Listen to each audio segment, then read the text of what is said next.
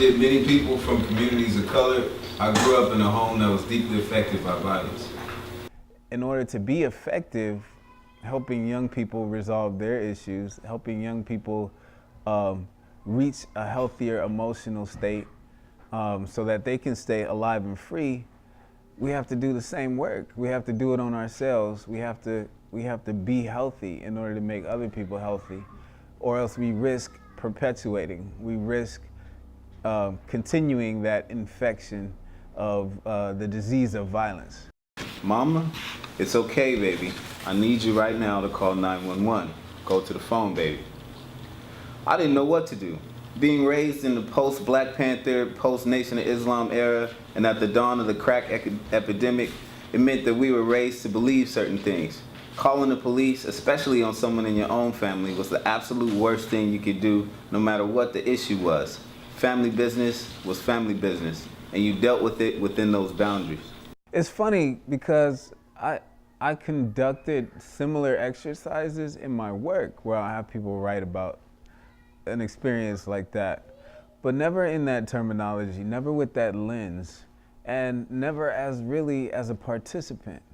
So what it brought up for me was something that I had, I guess, suppressed and had never really took the time to acknowledge or deal with my own anger, fear, and pain, and how it informed my decisions for the next 30 years, and how it affected the course of my life. Just looking at my foundation and coming from a place where, in spite of all the negative that's going on, there's a lot of strength there, but that doesn't mean that the negative goes away.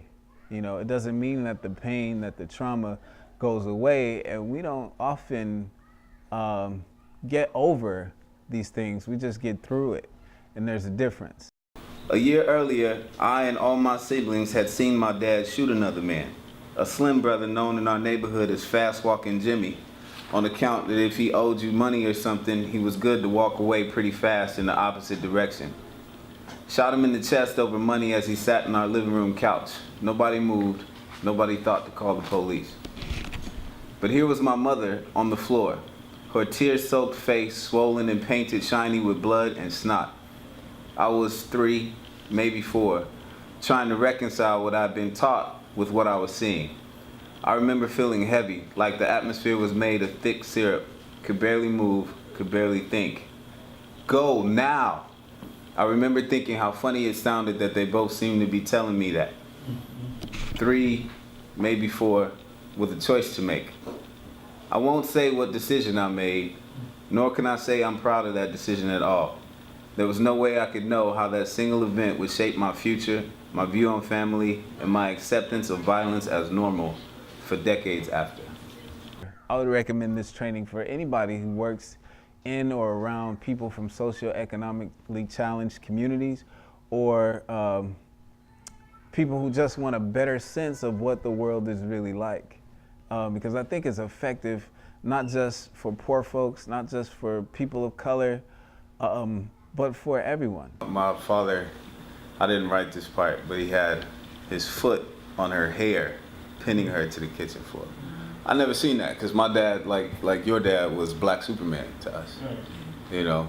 And so you have this, you know, protector, provider, this guy who radiates safety and competence, becomes someone else when he's not sober. You know, when drugs came into the picture, everything was justified. Everything was, you didn't know what he would do, you know? And so at that age, basically what that taught all of us, and I have a brother, my oldest brother, who saw the most of it, is serving triple life right now in prison. Because the lesson that we learned was, you can accomplish a lot if you're willing to hurt people. Wow. Wow. Wow.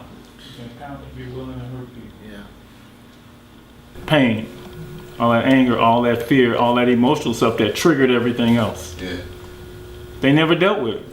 And it had to be dealt with in order for you to become healthy, or the beginning of it. And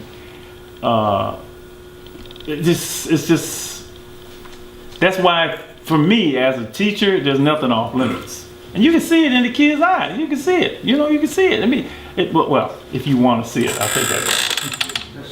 Because a lot of folks don't want to see it.